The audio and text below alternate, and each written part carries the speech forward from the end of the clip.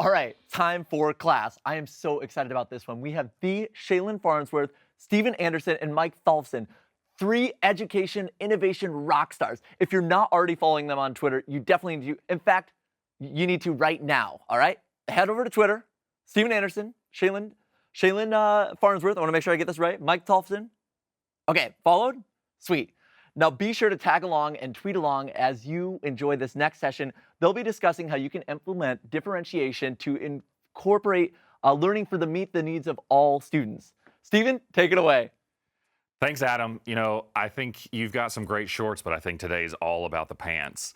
I'm joined with Shaelynn Farnsworth, and again, I'm Steven Anderson at Web20 Classroom. You can follow me there. And we encourage you to share out your session. So if you're following along on Facebook or Twitter, be sure to share this with all your friends so they can learn right along with you too. That's right, and I'm Shaelynn Farnsworth. You can follow me on Twitter at @SHFarnsworth. And we're going to have a special guest with us today. Mike from Microsoft Education is going to be demoing throughout. So we'll introduce him in a little bit, but he's going to be with us as well, talking about differentiation in the classroom.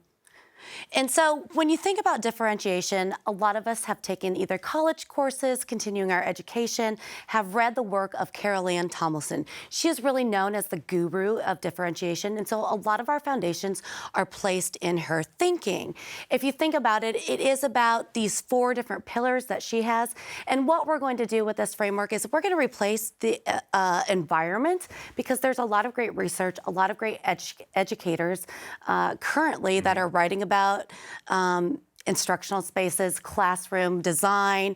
We're going to focus and replace that one with assessment, because we feel it's very important to know your students, know where they're at, to start to get to meet their needs. So if you look at differentiation, we're going to break it down to 4 pillars.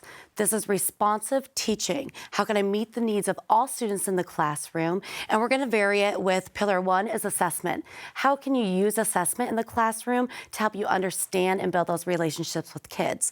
Number 2 is content. How can we differentiate the content that's available for our students in a way that's proactive and engages and is relevant to them? Steven? So then we'll move to process, which is the actual instructional strategies that we use to teach students. And it's important that in an inclusive learning environment, we're trying to meet the needs of all students, and so we have to use varied instructional methods. And then finally, we'll end on product and how can EdTech promote a choice in the classroom, but how can we use product to differentiate and demonstrate student understanding as well? So let's start with assessment. So if you look at assessment, it's part of every education district, classroom across the nation and across the globe. I like to think of it as this pyramid. So summative assessment is at the very top. Now, summative assessment would be those high-stakes standardized tests and the unit exams. Those are important. But if you look at it, here's the pyramid, data assessment, summative assessment, benchmark, classroom, and then finally that embedded formative assessment. And what we have found is most student achievement gains are done at this embedded formative assessment. So even though at the district level you're trying to make a large change, you might focus on the summative assessment, don't get upside down in that data pyramid. Focus on what you do in the classroom. How do we know kids are learning that embedded formative assessment? And so when you look at formative assessment in the classroom and how EdTech can support that, as well as how to differentiate for kids, it builds a picture of the student that you see before you. I like to think of it as a student and a teacher GPS. Are they headed on the right direction? Do the teachers know the end goals? Do the students know the end goals? So think of it as a learner's GPS. Does it provide timely feedback? Now, this is an area Stephen and I both think that the EdTech world has simplified and streamlined for educators across the globe. Formative assessment, like we said, is embedded in the classroom. It's done frequently. It should be used to change your instruction, which focuses on this last one. It helps you see students not as a test, but as a whole learner. So it's not something that you typically put into gradebook, right, Stephen? Right. It's not, formative assessment isn't something that's graded. It's not something that's used as a gotcha.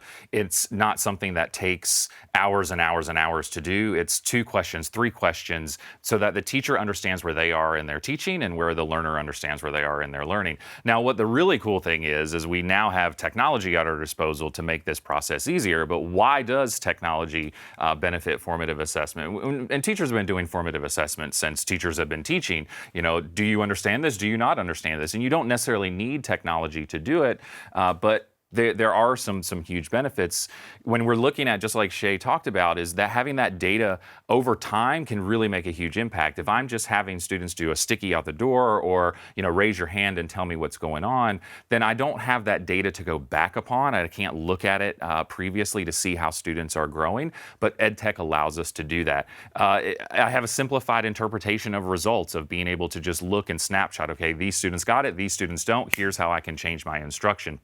I think one of the key areas is they're fun, they're engaging. Kids like to do and have very different ways to be able to demonstrate their understanding. And so a lot of times we'll say, oh, well, Johnny didn't understand that information, or Sally didn't get it, she didn't study hard enough. And it's not on the student at that point, it's on the instruction. Our instruction has to adapt and change at that moment. A lot of blame being thrown around, but you're exactly right. Formative assessment is used to help the teacher understand where kids are at, what their needs are, and then directly impact your instruction. Formative assessment, like you said, it doesn't have to be EdTech, but there's some great EdTech tools out there. Have they talked about Flipgrid today? I don't know. Has Adam said one thing about Flipgrid? I'm not quite sure. But we were watching backstage for the first class period. And so you've already had kind of a glimpse into it. But the partnership between Flipgrid and Microsoft has made this free for teachers all over the globe. So thank you. Another one that I really like is forms. Now, I know you're the data guru, and I know there's tons of different forms out there. How are Microsoft Forms different than the regular forms that we see day to day? Well, as you've already seen, it's built into Teams, and being able to just immediately put that into your classroom instruction. But there's so many different types of questions to be able to ask, more than just true or false, or A or B, or yes or no. All the different types of questions that get at student understanding. The ways that you can engage students through the questions, through video and audio and photos, being able to auto grade, but more importantly than auto grade, auto feedback. So if there are some teachers who are really into flipped learning, and a student goes home and watches a video and takes a couple questions for formative assessment, then I can automatically put in some feedback based on the responses that they chose. And then one of the other really great things is I can see how long it took a student to answer particular questions. So if I know that the vast majority of my students are struggling with number 2 because it's taking them a long time to answer, then that's something I can go back and focus on. And we don't see that in forms out there. So this is something unique to Microsoft. Love it. It's free. It's online. You can use it cross-platform, and it's in the cloud. But let's move on to our second pillar, which is differentiation of content. And so we want you to create this mental image in your head, and I take the literacy background because that's my jam. But when you think about teaching, you want to provide kids with skills and strategies that they can use not only in your classroom, but forever in life. And so when you think about content, what perfect way to help kids with their learning and differentiate with the two different types of content out there. And so looking at content, 2 givens in the classroom. Yeah, I mean, we know we've been teachers. We know that we have standards that we're bound to teach by. Every teacher has standards, be it they state, local, or national standards. Yeah. That's given. That's when we walk in every day. Like even art? Even art, even music. My dad, being a band director, he had standards that he had in his classroom. So we know that that's a given. The other given that every teacher has is that every student who walks in the door from day one is going to vary as a learner. Not everybody learns the same. Even between us, we've joked all about that, about how we're diverse in our learning. But every student is going to vary in their learning. And so when we add differentiation in, what a differentiated teacher focuses on is they know that not every student's roadmap is going to be the same. And so they have a plan, and when they understand their students, and especially when we layer in the formative assessment on that, now we know we can create a clear roadmap for students. We're going to hold all students, no matter what the ability of that student is. We're going to hold them to high standards. And that's huge for the inclusive classroom. Everyone's learning together.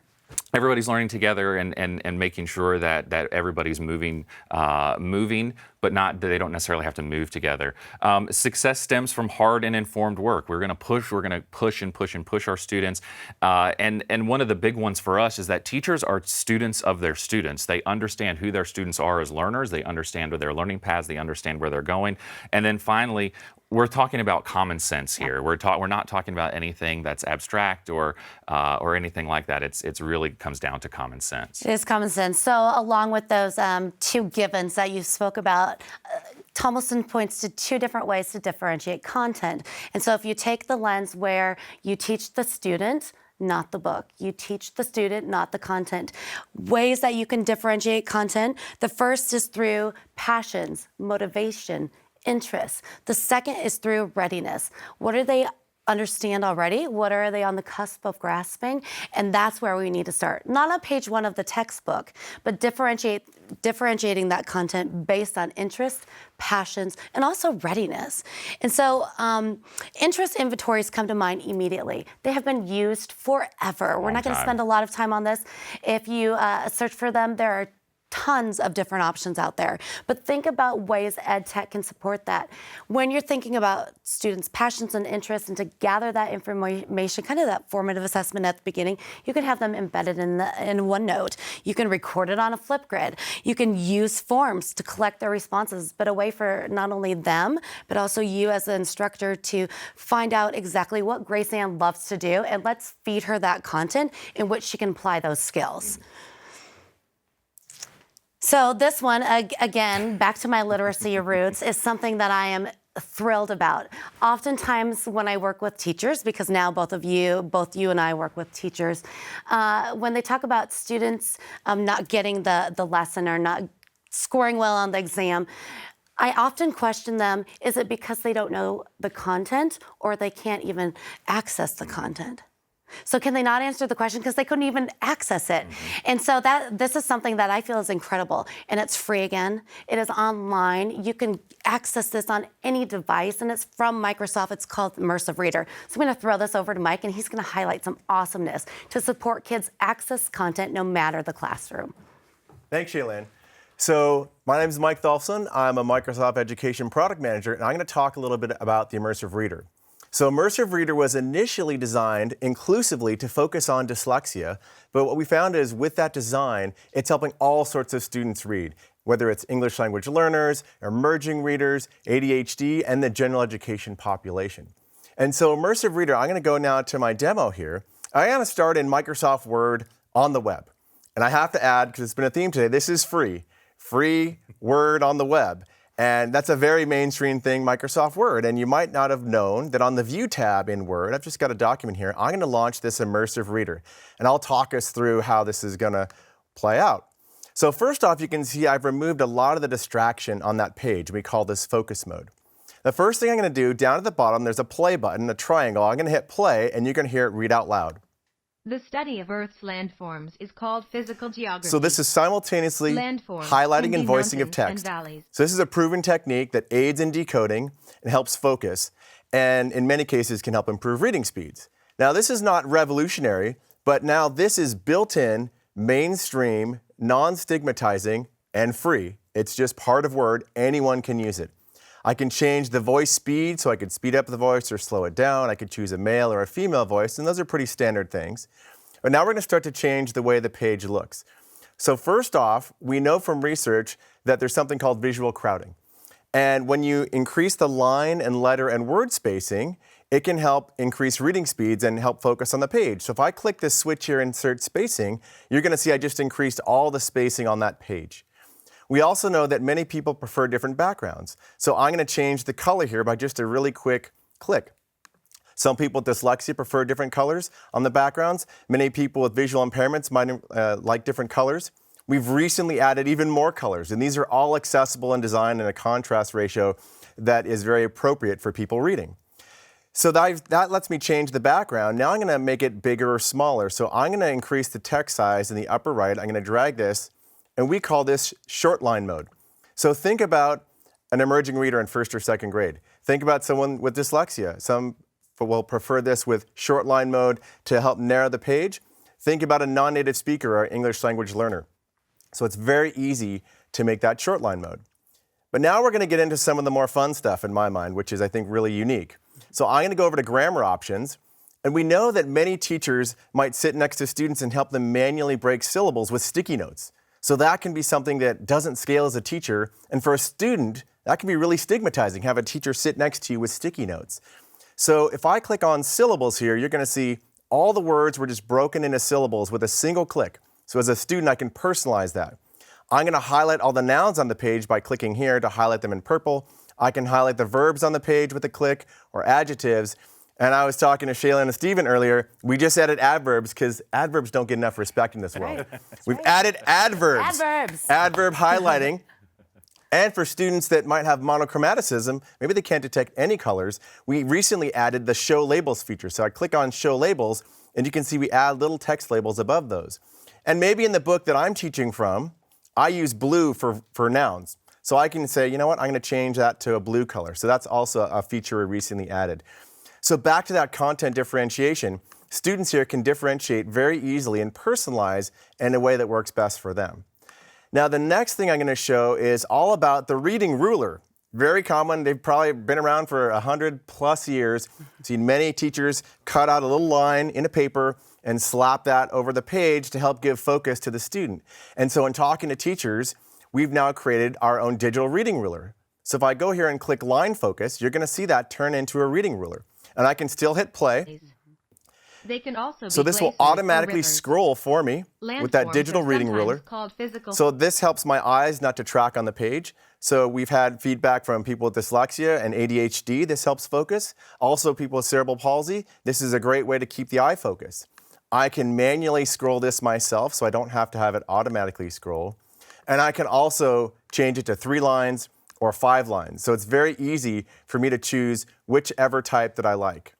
Now, the last thing I'm going to show is a relatively new capability, and it is the ability to click on a word like mountains and get a picture dictionary.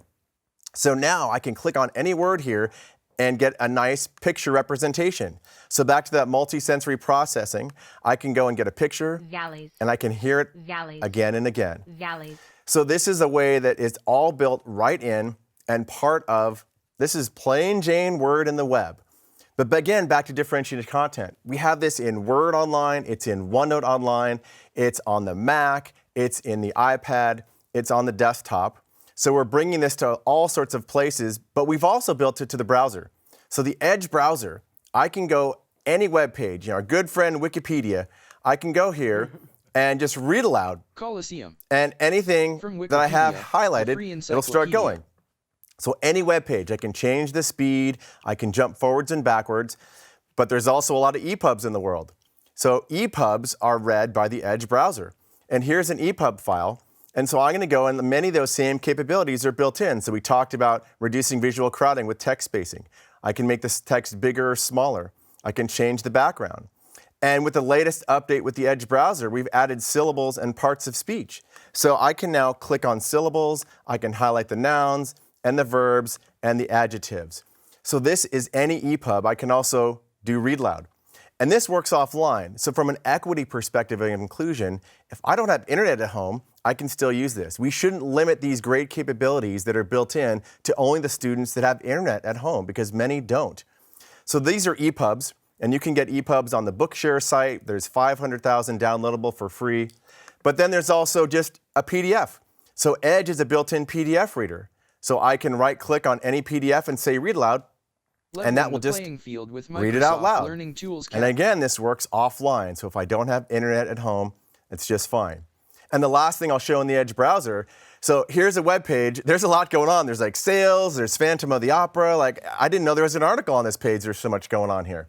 Well, the Edge browser, if in the upper right, there's this little reading view. So when I click this, you'll see all these distractions will get removed from the page, and I can do many of those same capabilities. So all those ads are gone, and now I'm going to go in here and show, let's make the text size a little bigger, let's do the spacing, let's change the background, and maybe I'm going to go over here and break the syllables and parts of speech. So again, this is all just built in and mainstream, non-stigmatizing, and our word of the day, This is all free. This is all available. And that's how you really can differentiate all sorts of content and really help include all the learners. So Shaelynn is going to talk a little bit about OER next. I'll pass it back to you, Shaelynn. Yeah, thank you. What a perfect way to segue into our next discussion, which is OER. So, Stephen, do you know about OER? Open education resources, very, very popular, free content to use. There's lots of great resources, but this is one that I'm really excited about. And for some of the same reasons that Mike just illustrated, OER, one of the award-winning curriculum designers, Open Up Resources, has paired with Microsoft. Have you heard about this? I haven't heard Mike, about this. Fill us in, please. Let us know about Open Up I Resources. will. So yes, we've been working with the nonprofit Open Up Resources. And what they've done is they've created a free 5-star rated curriculum that is standards aligned and it's coherent. So it feels like a digital textbook. And so what we've done is put that right into the OneNote class notebook app. And so I'm going to show a little bit about how that actually works. So here I am, and I would create a custom version of the class notebook app right here. So I give the name of my class, Back to School Live. Kind of looks like your standard flow of the class notebook, but now look at this. There's select instructional materials to add. So I'm going to choose my 6th grade math and go ahead, and I can just go and create this class notebook just like I normally would. And here's what it does. I'm going to open up OneNote and just show what this looks like. We create the entire set of content right inside of OneNote. It's a digital class notebook chock full of the Open Up education resources. And so what that means is now the student can digitally do that math, but also we pre-install all the assessments as Microsoft Forms into the teacher's form library. So all the assessments are pre-installed as forms, and I'll show that a little later. And we also are going to give lightweight analytics back to the teacher. And everything that I've just been talking about is free and available to any school. It's a US only, so only in the United States. I want to make that clear, but anyone in the United States can try this out. So let's look at what that digital textbook looks like in OneNote. So here I am in OneNote. You can see, we've got practice problems, warm-ups, lessons, cool downs, and I'm just going to click around a little bit and show the beauty of this content. I mean, it's really, really rich. And you can get a sense of all the types of things. We have embedded GeoGebra. We've got a nice little unicorn sticker that a teacher gave here. That's my favorite OneNote sticker right there. But you can see the richness of this content. And the other thing is when you're in OneNote, now you can really interact because, as we all know, OneNote has inking and text and pictures and audio and video. So here's an example where I've got a page here, and I'm going to show one of the fun things. Not all math teachers love rainbow ink. I know my friend Cal Armstrong out there, he doesn't like rainbow ink, but you know what? There's a lot of kids that love rainbow ink, Cal. So I'm going to show a little rainbow ink here. So, I can write out the word rainbow. And the other thing, though, just to make this real, we've got a ruler right here. Well, OneNote has a ruler too, and I'm going to click on the ruler, and maybe I'm going to move this ruler up. I want to change it around, so if I'm drawing graphs, and I can use my rainbow ink right there to draw a straight line. And so all of this, think about the possibilities in OneNote with digital math. I've got the math pane here. I can click that open, and I can start solving different actions. So this is a very transformative way that we believe you can fully go digital and get new benefits. You can now do collaborative math in the collaboration space for group projects. And all of this content, again, is mashable by the teacher. Because it's open and it's an OER set of content, the teacher can update the content, change what they want to, and in their classroom, they can go beyond maybe what was initially put there. Then also, if I go into the browser, I'm going to pull up Microsoft Forms. You can see all of these assessments were pre-installed and ready to go. So I can open up an assessment that was pre-installed for me, and you can see all this information is right there, ready for the student to go. And so the student does the assessment, and we also provide some lightweight dashboards and analytics for the teacher to get on those assessments. So we're really plugging together content plus assessments and analytics. And this is all available coming in about a week or two. We're going to have the full launch, but any school in the US can try this out. If you go to the link aka.ms/OUR, our Open Up Education Resources, then you can go and sign up today and try that out. So Stephen, I'm going to pass back to you, and I think we're going to wrap up on the differentiation. Yeah, so this I'm just really excited about everything that Mike said. My head is spinning of ideas. Let's move into process. So remember, this is where we talk about the actual instructional strategies that we're going to use to teach.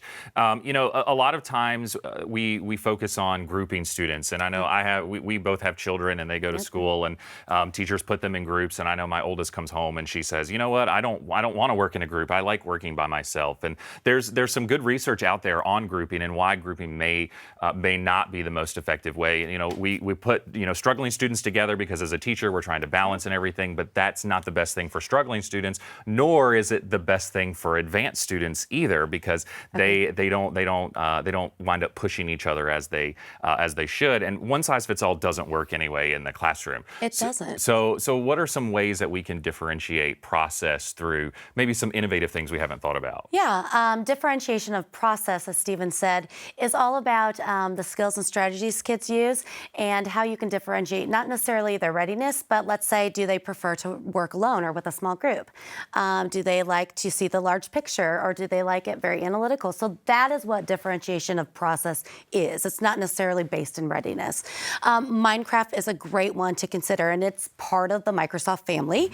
I think back to my own classroom experience. I had a student work for weeks on a project because he was allowed that choice of processing to understand Egypt. I think they were doing at the time, and he used Minecraft to explore Egypt. So gamified learning is a huge one. Check out Minecraft. I know it's going to be later, I think, in the day here. The one that you really love is collaboration. And we've already seen Microsoft Teams today and all the cool things that you can do in Teams. And I was just in Onslow County, North Carolina, and talking to Ross, our friend there in Onslow. But I was talking to a group of fourth graders, and they love Teams and how Teams can help them collaborate with each other. They go home from school and they're working on projects. They're going in and they're using Sway and using some of these other things, and they're able to collaborate with each other in lots of different ways. And from the teacher, being able to keep everything organized and keep everything together is huge in there as well. So it's definitely one of our favorite things. Choice boards, this is another way, and these can be built in Word or Excel or embedding them into OneNote and notebooks would be awesome. But the idea here is, as a former science teacher, I love teaching the periodic table, being able to give students their own pathway. Because remember, we talked about that not every student's pathway is going to be the same, and if we're students of our students, we understand that, and so we can give students the ability to choose how they want to learn the content. We know the content is the given, so we're going to give it to them in varied ways. So they're going to choose, say, one activity from each line. So if I'm really into video and movement, I can go into videos and I can watch a video on the periodic table, then I can read an article, and then I can go into and do a simulation. Or if I want to read an article, maybe then do an interactivity, and then they can come talk to me, and we can do an interactive experiment. It gives them a lot of choice to be able to move around and choose the best path that's for them. Now, we know assistive, that's a really big deal. It's a big deal not only for educators but in life, and I think that is one of the missions of Microsoft. They have a fantastic assistive technology website with multiple areas to not only use for education, but for students and parents, and like I said, work, life, and careers. So more information, check it out on the Microsoft Accessibility website. It provides that differentiation of process. Now, this is another one that I really love. Again, it's back to the immersive reader, and it is focusing on my literacy heart. Stephen and I checked this out. We were at ISTE, big school technology conference, and we walk up and we see Mike wearing this headset, and we're like, Mike, what are you doing? And so the awesome folks at Microsoft have got a prototype of immersive reader in the VR environment. So when we just talking about accessibility, there may be students who are autistic or have sensory issues of being able to focus, or just students who just need to be able to focus. They've are working on experimenting putting immersive reader in the virtual environment. So it's a prototype, but it's something that we had a chance to try out, and awesome. I mean, immersive reader is amazing anyway, but doing it in the virtual environment is really cool as well. Fantastic for kids. Along with that, for those inclusive classroom, a way to differentiate kind of goes not only with process but content as well. From every thing that Mike has shown so far, is the ability to recognize especially English learners in our classroom, to celebrate their native language. And as a literacy expert, it's very important to have multilingual content and books available. And this is another thing that Mike's going to quickly show us, that how you can use Microsoft and the Translate to provide those opportunities, not only for kids, but for parents. Mike? Thanks, Shaelynn. So as some of you know, but maybe some of you don't know, we've recently added the translation capability into the OneNote Windows 10 app. And so I'm going to show a demo here of just what that looks like and then how we can differentiate that in the classroom. So here I've got a page of text, a page about geography, and I'm on the View tab here, and I'm going to hit the Translate button. And I've already set this to translate into French. And so I'm going to click the page, and you say set to French, and it's going to create an entirely new page in French, which is fantastic on its own. So now I've got a new page in French. But with the Immersive Reader, when I launch this, what you're going to see is everything in Immersive Reader that I showed earlier switches to French. So let's see, I'm going to change the background. I'll increase the spacing. We talked about syllable breaks. We talked about highlighting different parts of speech. I can do all those things, and I can read aloud. Very nice accent. I wish I could speak that well. But also the picture dictionary even changes. So mountains is montañas. And all of these different words are now converted. So not just for Immersive Reader for some of the reasons we talked about before, this could be foreign language learning, this could be English language learners, it could be students working with their parents at home. Maybe the parents don't speak the native language as well. And so that's a great way to engage the parents more. And related to that, something that I won't be demoing today, but just wanted to talk about. So Microsoft Translator, which is also part of PowerPoint and PowerPoint translation. It's a fantastic way to present to large numbers of people who maybe don't speak the same language.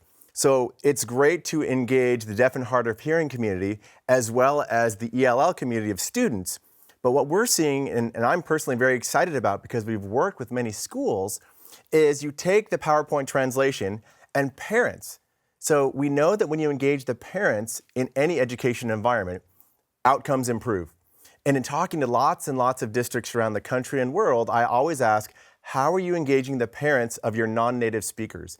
And the answer is usually either I'm not, or we're hiring a lot of translators and we typically can't handle all the languages. Mm-hmm.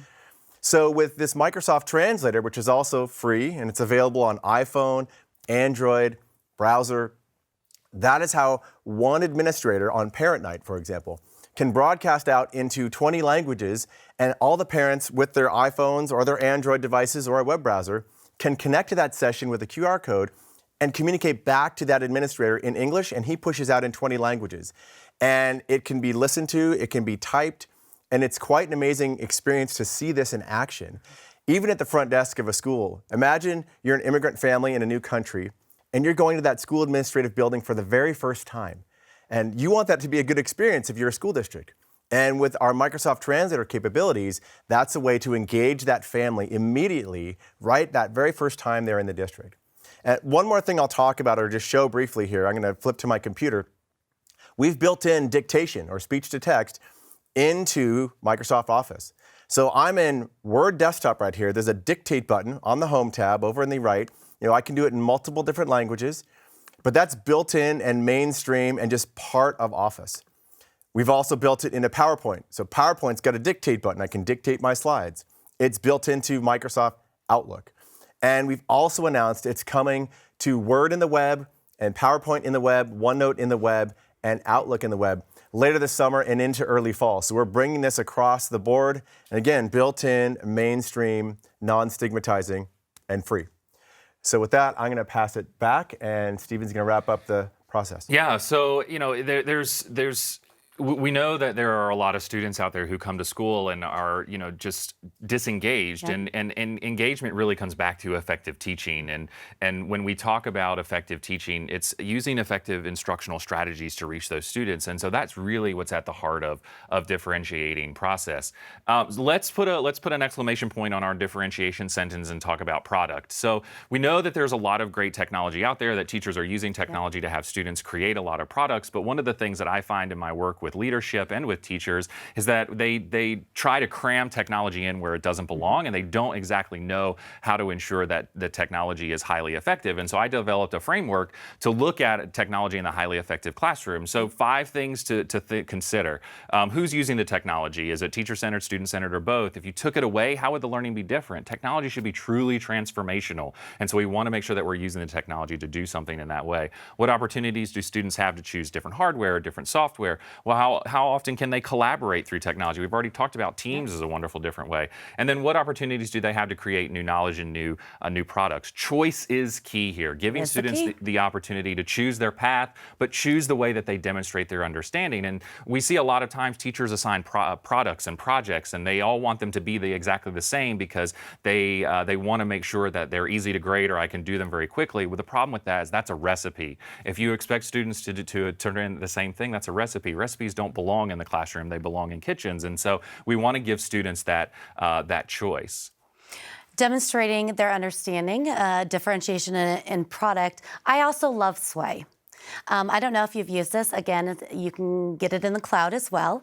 But I am a huge fan of kids sharing their understanding through digital storytelling in those multimodal text. And so here they can pull in images, they can pull in video. But the thing that you'll find different with Sway in digital storytelling as opposed to other slides, so to speak, is that kids can record their own voice and directly embed it on the slide. Which is so awesome. It's so awesome. You don't see that unless you app smash some other things, but you don't see that very frequently. So Sway is a fantastic one for digital storytelling. Check it out. We've already talked about Flipgrid. I think we've talked about Flipgrid today. But yeah, so again, Flipgrid being able to demonstrate understanding in that way, but more importantly, student voice and students being able to offer feedback to their peers. Another one in Windows 10 in the Photos app, being able to click a button and automatically create a video with really cool magic and 3D and special effects all at the click of a button makes it so super easy to create a digital story and in a really impactful way. So we have come to the end of our session Already? here, our class period, but we're going to do a quick review. When you think about differentiation, the thing to remember is start somewhere. You don't have to differentiate in all of these different areas for all kids. It's based on student need, what makes sense, that common sense that you were speaking about. But as long as you're starting somewhere, you are meeting the needs of kids and making the classroom more inclusive. Again, we went through how to differentiate with assessment to build that understanding of your student, to recognize the whole child. Teachers are students of their students. Teachers are students of their students. Number 2 was how do you differentiate content? And we talked about making sure that it's relevant to kids, differentiating based on passions, and also their readiness. What are they up for next? And then the instructional strategies or the process that we use in order to help students understand and to learn. And then finally, differentiation through product. How can students demonstrate their understanding in various ways? So we encourage you as you go back to school to think about differentiation as an important part of your process and how you can do that for every student. And it is possible to do it for every student. It just takes time and takes understanding. Start small and build from there. So on behalf of Mike and Shaelynn, I'm Stephen Anderson, and thanks for joining us, and we'll see you next time.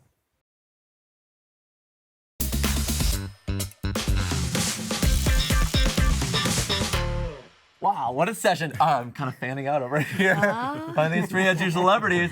And I also am fanning out we have over 23 different countries joining us via the live stream. Wow. So thank you 3 again. Awesome. England, Austria, Ukraine, Egypt, Slovakia, just to name a few. So we have some awesome questions. Let's jump right in. First and foremost, how many languages are supported in Learning Tools? Well, right now we've got over 43 languages in Learning Tools, and more are coming. Stay tuned in the next week or 2. We might have some surprises coming. Wow. Ooh, very interesting. How does Learning Tools support ESL and ELL students? Well, I can talk to that a little bit, where Learning Tools, because it has so many different aspects, whether it's syllables or parts of speech or read aloud or picture dictionary, ELL students will often be able to use many of those capabilities to engage on that content. And it doesn't have to be in Word or OneNote, as we showed. It can be on a browser. We can do lots of different ways that we can engage them and their parents as well, because at home, all these things are relevant as well. Totally, totally. Well, I don't know who wouldn't want to get started. Where would you recommend to create an inclusive classroom? Where should we go? What kind of resources do we have? So we think that the easiest way to start is formative assessment. So there's tons of great tools out there. We talked about several great tools, but formative assessment can be the easiest place to start. And then, there's a lot of great, we talked about the OER resources, I think would be a great one to look at for content. But remember, we talked about anything is possible, just starting out small, and formative assessment could be that way. And there's great resources from Microsoft Education community that you can tap into as well. And where do they go, Mike, to get any of those resources? Well, you can go to the educator community, which is at education.microsoft.com, but any teacher in the country, any school in the world can go to office.com/teacher and just get Office 365 free. Everything's free and sign up. Simple. Wow. Yeah. Fantastic, fantastic. And finally, the final question, what advice do you have for teachers who may be the first in their school to try using tools and technology like you've shown today? There's always an opportunity to be a first adopter, and it's always scary. We just talked about this yesterday, and the key is to do and not be discouraged by others that may not be doing or may not understand what's doing. I was that teacher in my school. You were that teacher in your school, and it's easy to get discouraged if nobody around you is doing it. But the great thing is we can connect through Twitter and through the Microsoft Education community, because there are other like-minded teachers who are out there to do it. The key is to just go out and do it. And I think kids are very forgiving. And they understand that you are doing what you feel is in their best interest. You're providing differentiation. You're trying to explore their passions. You're trying to connect them with the world. And so using technology, though it might be scary at first, don't feel overwhelmed. Remember to always focus on what is your objective, what's the verb that you're trying to help them attain, because tools come and go, but those relationships and those understandings with kids don't. And so how can you help them explore the world, be connected learners, and share their voice? Exactly. Fantastic. Well, thank you three again. It's going to be hard to top, but trust me, you're going to want to stick around. We have Hacking STEM coming up at the top of the hour, so make sure you grab your goggles. See you soon.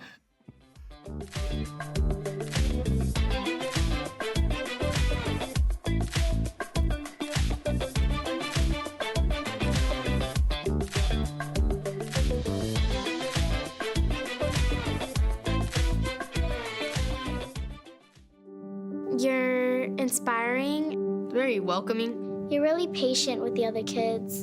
Thank you, teachers, for finding a way to reach every kind of student. You always found a way to make us believe in ourselves and to enjoy learning.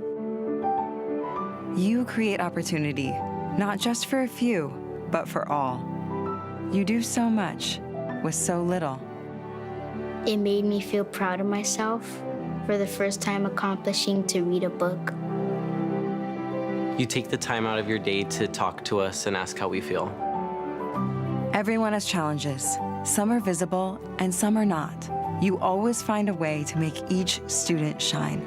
You've created an environment to activate our potential, and you inspire us to find our own voice. Being in your classroom feels like a second home to me. Thank you. Thank you. Thank you. You're a great teacher, Miss Science. Inclusion is at the heart of everything we do. When passion for education translates into success for every student, learning knows no limits. Thank you for everything.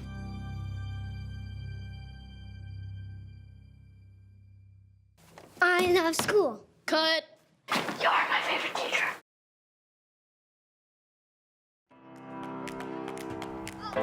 I'm Jenny Anderson Johnson. And Ben Johnson. We have 3 kids, Alden, Gavin, and Carrick. My name is Carrick and I'm in 2nd grade. My favorite things in the world is bees, snakes, and gardening.